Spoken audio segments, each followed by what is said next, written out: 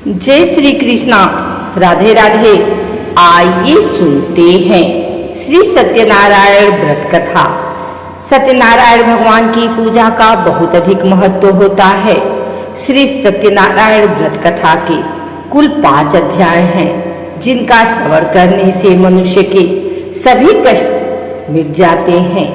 आइए सुनते हैं सत्यनारायण व्रत कथा। एक समय की बात है, नैषधीय तीर्थ में सौनकादि 88,000 ऋषियों ने श्री सूत जी से पूछा, हे प्रभु, इस कलयुग में वेद विद्या रहित मनुष्यों को प्रभु भक्ति किस प्रकार मिल सकती है तथा उनका उद्धार कैसे होगा? हे मुनि श्रेष्ठ, कोई ऐसा तप बताइए जिससे थोड़ी समय में ही पुण्य मिले और मनवांछित फल भी मिल जाए। इस प्रकार की कथा सुनने की हम लोग की इच्छा रखते हैं। सभी शास्त्रों के ज्ञाता सूत जी बोले, हे वैष्णवों में पूज्य, आप सभी ने प्राणियों के हित की बात पूछी है, इसलिए मैं एक ऐसे श्रेष्ठ और व्रत के बारे में आप लोगों को जरूर बताऊंगा, जिसके बारे में नारद जी ने लक्ष्मी नारायण जी से पूछा था और लक्ष्मीपति श्री हरि ने नारद जी से कहा था। अब आप भी इसे सुनिए। एक समय की बात है, नारद जी दूसरों के हित की इच्छा के लिए अनेकों लोकों में घूमते हुए मृत्यु लोक में जा पहुंचे। यहाँ उन्होंने अनेक योनियों में जन्मे सभी मनुष्यों को अपने कर्मों के अनुसार पीड़ा झेलते हुए देखा। उनका दुख देख नारद जी सोचने लगे कि ऐसा क्या किया जाए जिससे निश्चित रूप से मानव के दुखों का अंत हो जाए। इसी विचार पर मनन करते हुए वह विष्णु लोक में गए। वहाँ वह नारायण की स्तुति करने लगे और बोले, हे भगवान, आप अत्यंत शक्ति से संपन्न हैं, निर्गुण स्वरूप, सृष्टि के कारण भक्तों के दुख को दूर करने वाले हैं। आपको मेरा प्रणाम। नारद जी की स्तुति सुन विष्णु भगवान बोले, मुनि श्रेष्ठ, आपके मन में क्या बात है, उसे निसंकोच कहो। इस पर नारद मुनि बोले कि मृत्यु लोक में अनेक योनियों में जन्मे मनुष्य अपने कर्मों के द्वारा अनेकों दुख से दुखी हो रहे हैं। हे प्रभु, आप तो ये बताइए कि वो मनुष्य थोड़े प्रयास से ही अपने दुखों से कैसे छुटकारा पा सकते हैं। तब श्री हरि बोले, हे नारद, मनुष्यों की भलाई के लिए तुमने बहुत उत्तम प्रश्न पूछा है। स्वर्गलोक व मृत्युलोक दोनों में एक दुर्लभ उत्तम व्रत है जो पुण्य देने वाला है। आज प्रेमवश होकर मैं उसे तुमसे कहता हूँ। श्री सत्यनारायण भगवान का व्रत अच्छी तरह विधान पूर्वक करके मनुष्य तुरंत ही यहाँ सुख भोग कर मरने पर मुझ पाता है। श्री हरि के वचन सुन नारद जी बोले कि उस व्रत का फल क्या है प्रभु, और उसका विधान क्या है? यह व्रत किसने किया था? इस व्रत को किस दिन करना चाहिए?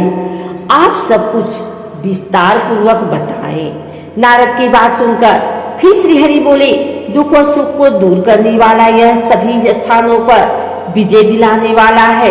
मानव को भक्ति व श्रद्धा के साथ शाम को श्री सत्यनारायण की पूजा धर्मपरायण होकर ब्राह्मणों व बंधुओं के साथ करने, साथ ही यथाशक्ति अनुसार भक्ति भाव से भगवान का भोग लगाएं, आरती गाएं और ब्राह्मणों सहित बंधु बांधवों को भी भोजन कराएं। उसके बाद स्वयं भोजन करें। कीर्तन भजन के साथ भगवान की भक्ति में लीन हो जाएं। इस तरह से सत्यनारायण भगवान का यह व्रत करने पर मनुष्य की सारी इच्छाएं निश्चित रूप से पूरी होती हैं। इस कलिकाल अर्थात कलयुग में मृत्यु लोक में मोक्ष का यही एक सरल उपाय बताया गया है। आइए सुनते हैं श्री सत्यनारायण भगवान व्रत कथा का दूसरा अध्याय। सूत जी बोले, हे ऋषियों, जिसने पहले समय में इस व्रत को किया था उसका इतिहास कहता हूँ, ध्यान से सुनो। सुंदर काशीपुरी नगरी में एक अत्यंत निर्धन ब्राह्मण रहता था। भूख प्यास से परेशान हो वह धरती पर घूमता रहता था। ब्राह्मणों से प्रेम करने वाले भगवान ने एक दिन ब्राह्मण का वेश धारण कर उसके पास जाकर पूछा, हे विप्र, नित्य दुखी होकर तुम पृथ्वी पर क्यों घूमते हो? दिन ब्राह्मण बोला, मैं निर्धन ब्राह्मण हूँ, भिक्षा के लिए धरती पर घूमता हूँ। यदि आपका इस उपाय का कोई हल जानते हो तो बताइए। वृद्ध ब्राह्मण रूपी भगवान ने कहा कि सत्यनारायण भगवान मनोवांछित फल देने वाले हैं, इसलिए तुम उनका पूजन करो। इसे करने से मनुष्य सब दुखों से मुक्त हो जाता है। वृद्ध ब्राह्मण बनकर आए सत्यनारायण भगवान उस निर्धन ब्राह्मण को व्रत का सारा विधान बताकर अंतर ध्यान हो गए।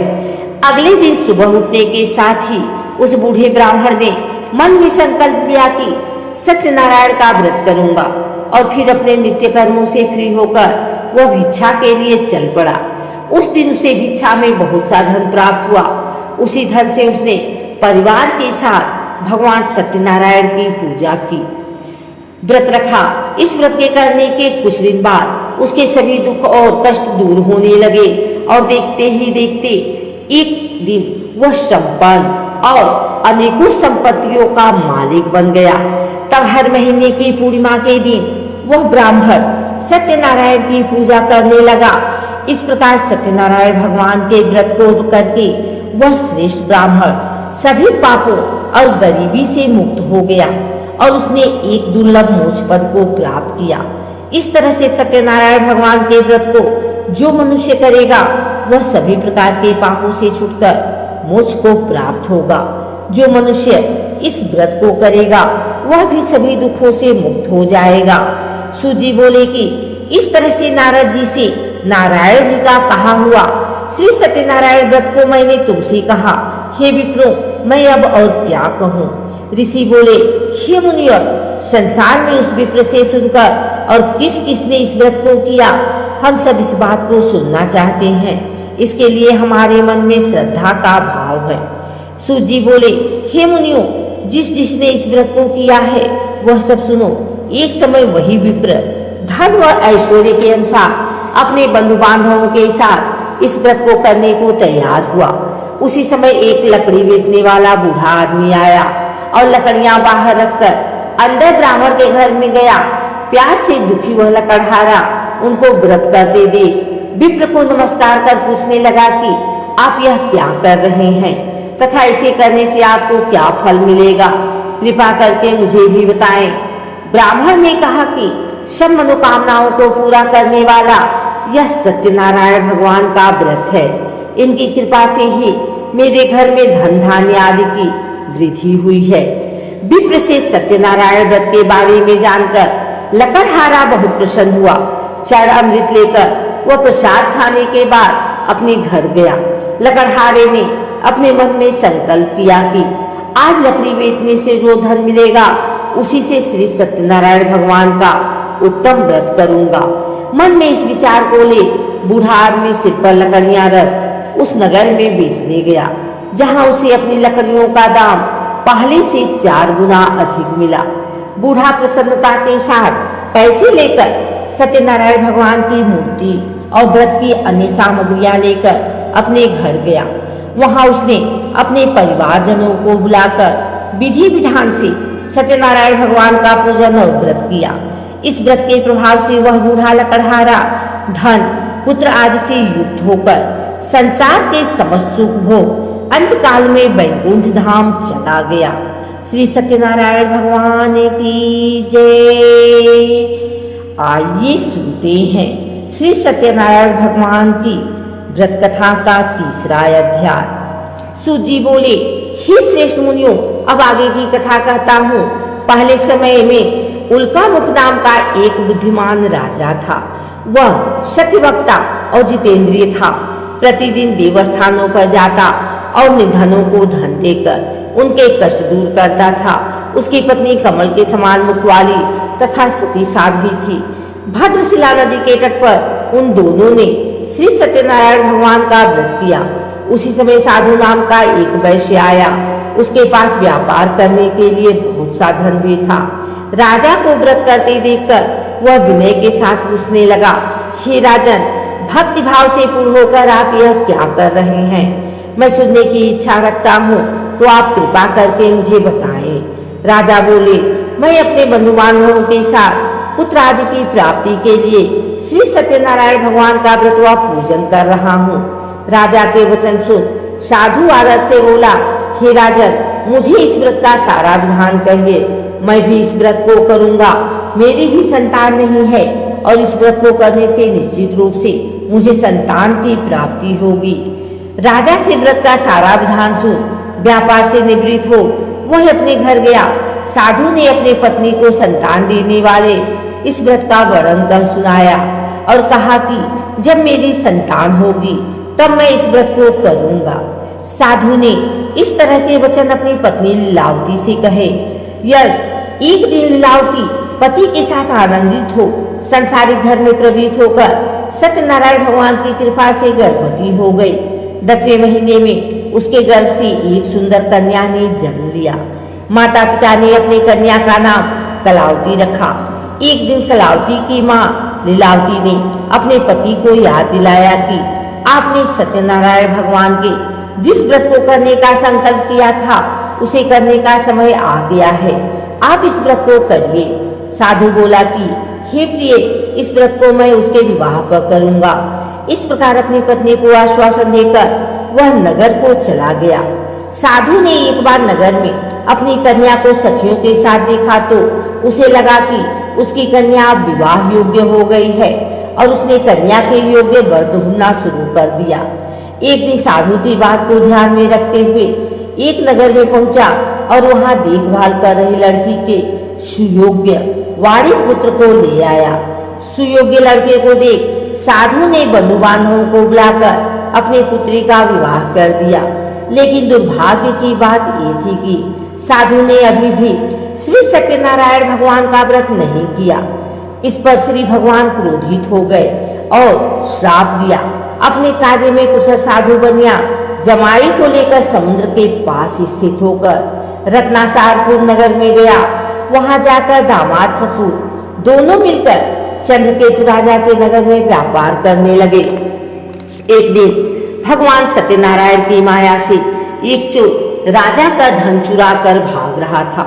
उसने राजा के सिपाहियों को अपना पीछा करते देख चुराया हुआ धन वहां रख दिया जहां साधु अपने जमाई के साथ ठहरा हुआ था।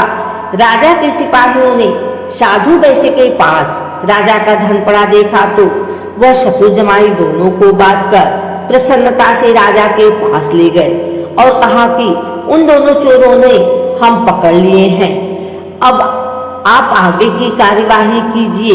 राजा की आज्ञा से उन दोनों को कठिन कारावास में डाल दिया गया और उनका सारा धन भी उनसे छीन लिया गया। श्री सत्यनारायण भगवान से श्राप से साधु की पत्नी भी बहुत दुखी हुई। घर में जो धन रखा था उसे चोर चुरा ले गए। शारीरिक तथा मानसिक पीड़ा व भूख प्यास से अति दुखी हो अन्न की चिंता में कलावती के ब्राह्मण के घर गई। वहां उसने श्री सत्यनारायण भगवान का व्रत होते देखा, फिर कथा भी सुनी। वह प्रसाद ग्रहण कर रात को घर वापिस आई। माता के कलावती से पूछा कि हे पुत्री, अब तुम कहाँ थी, तेरे मन में क्या है? कलावती ने अपनी माता से कहा, हे माता, मैंने एक ब्राह्मण के घर में श्री सत्यनारायण भगवान का व्रत देखा है। कन्या के वचन सुन लीलावती भगवान के पूजन की तैयारी करने लगी। लीलावती ने परिवार व बंधुओं सहित सत्यनारायण भगवान का पूजन किया और उनसे वर मांगा कि मेरे पति तथा जमाई शीघ्र घर आ जाएं। साथ ही यह भी प्रार्थना की कि हम सबका अपराध क्षमा करें। श्री सत्यनारायण भगवान इस व्रत से संतुष्ट हो गए और राजा चंद्रकेतु को सपने में दर्शन दे कहा कि हे राजन, तुम उन दोनों वैश्यों को छोड़ दो और तुमने उनका जो धन लिया है उसे वापिस कर दो। अगर ऐसा नहीं किया तो मैं तुम्हारा धन, राज्य व संतान सभी को नष्ट कर दूंगा। राजा को यह सब कहकर वह अंतर ध्यान हो गए। प्रातःकाल सभा में राजा ने अपना सपना सुनाया, फिर बोले कि उन दोनों को कैद से मुक्त कर सभा में लाओ। दोनों ने आते ही राजा को प्रणाम किया।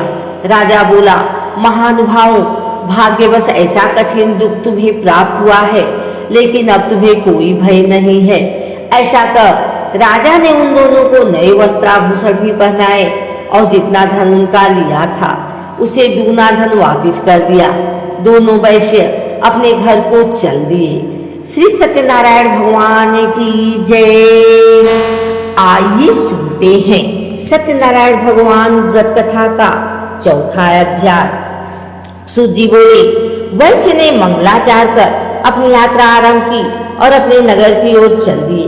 उनके थोड़ी दूर जाने पर एक दंडी बेशधारी श्री सत्यनारायण ने उनसे पूछा, हे साधु, तेरी नाव में क्या है?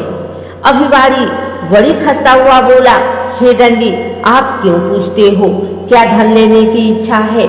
मेरी नाव में तो बेल व पत्ते भरे हुए हैं।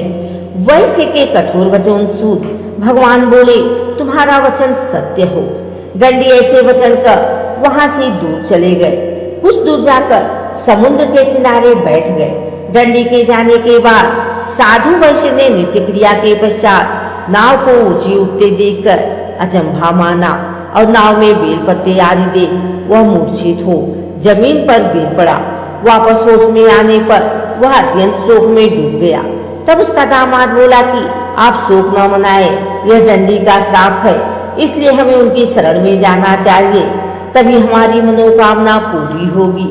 दामाद की बात सुनकर वह दंडी के पास पहुंचा और अत्यंत भक्तिभाव नमस्कार करके बोला, मैंने आपसे जो असत्य वचन कहे थे उनके लिए मुझे क्षमा कर दें। ऐसा कहकर रोने लगा। तब दंडी भगवान बोले, हे बड़ी पुत्र, मेरी आज्ञा से बार बार तुम्हें दुख प्राप्त हुआ है, तू मेरी पूजा से विमुख हुआ। साधु बोला, हे भगवान, आपकी माया से ब्रह्मा आदि देवता भी आपके रूप को नहीं जानते, तब मैं अज्ञानी कैसे जान सकता हूँ? आप प्रसन्न होइए, अब मैं सामर्थ्य के अनुसार आपकी पूजा करूँगा, मेरी रक्षा करो और पहले के समान नौका में धन भर दो।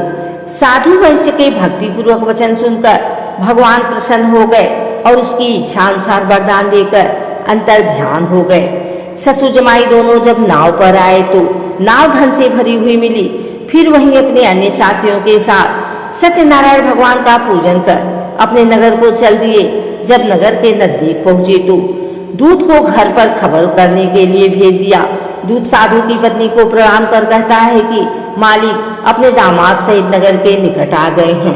दूत की बात सुन साधु की पत्नी लीलावती ने बड़े हर्ष के साथ सत्यनारायण भगवान का पूजन कर अपनी पुत्री कलावती से कहा कि मैं अपने पति के दर्शन को जाती हूँ, तू कार्य पूर्ण कर शीघ्र आ जाना।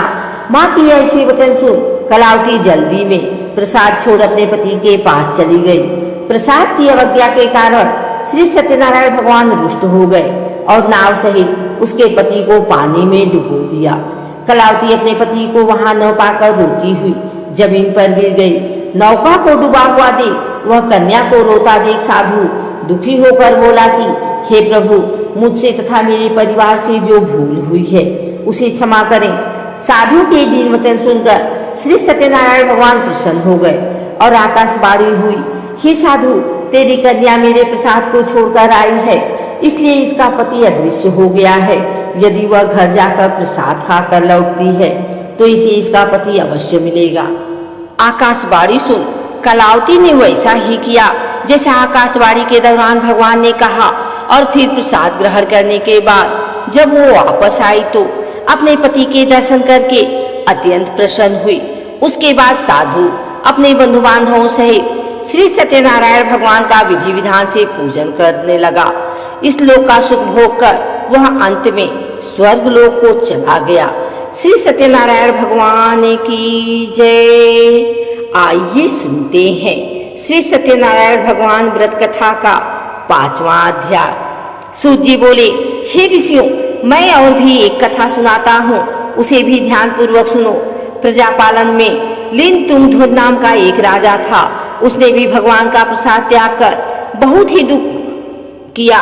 एक बार जंगल में जाकर वन्य पशुओं को मारकर वह बर के पेड़ के नीचे आया। वहां उसने ग्वालों की भक्ति भाव से अपने बंधुओं सहित सत्यनारायण भगवान का पूजन करते देखा। अभिमानवश राजा ने उन्हें देखकर भी पूजा स्थान में नहीं गया और ना ही उसने भगवान को प्रणाम किया। ग्वालों ने राजा को प्रसाद दिया, लेकिन उसने वह प्रसाद नहीं खाया और प्रसाद को वहीं छोड़ वह अपने नगर को चला गया। जब वह नगर में पहुंचा तो वहां सब कुछ तहस नहस हुआ पाया तो वह शीघ्र ही समझ गया कि यह सब भगवान के अनादर का ही परिणाम है। वह दोबारा ग्वालों के पास पहुंचा और विधि पूर्वक पूजा करके प्रसाद खाया तो श्री सत्यनारायण भगवान की कृपा से सब कुछ पहले जैसा हो गया। दीर्घ काल तक सुख भोगने के बाद मरणोपरांत उसे स्वर्गलोक की प्राप्ति हुई। जो मनुष्य परम दुर्लभ इस व्रत को करेगा तो भगवान श्री सत्यनारायण की अनुकंपा से उसे धन धान्य की प्राप्ति होगी। निर्धन धनी हो जाता है और भय मुक्त हो जाकर जीवन जीता है। संतानहीन मनुष्य को संतान सुख मिलता है और सारे मनोरथ पूर्ण होने पर मानव अंतकाल में वैकुंठ धाम को जाता है। तब सूत जी बोले, जिन्होंने पहले इस व्रत को किया है अब उनके दूसरे जन्म की कथा कहता हूँ। वृद्ध सतानंद ब्राह्मण ने सुदामा का जन्म लेकर मोक्ष की प्राप्ति की। लकड़हारे ने अगले जन्म में निषाद बनकर मोक्ष प्राप्त किया। उल्का मुख नाम का राजा दशरथ होकर वैकुंठ को गए। साधु नाम के वैश्य ने मोर ध्वज बनकर अपने पुत्र को आरे से चीरकर मोक्ष पाया। महाराज तुंगध्वज ने स्वयंभू होकर भगवान में भक्ति युक्त होकर कर्म कर मोक्ष पाया। कथा सुनने के बाद सभी ने श्री हरि का झुककर प्रणाम किया। श्री सत्यनारायण भगवान की जय।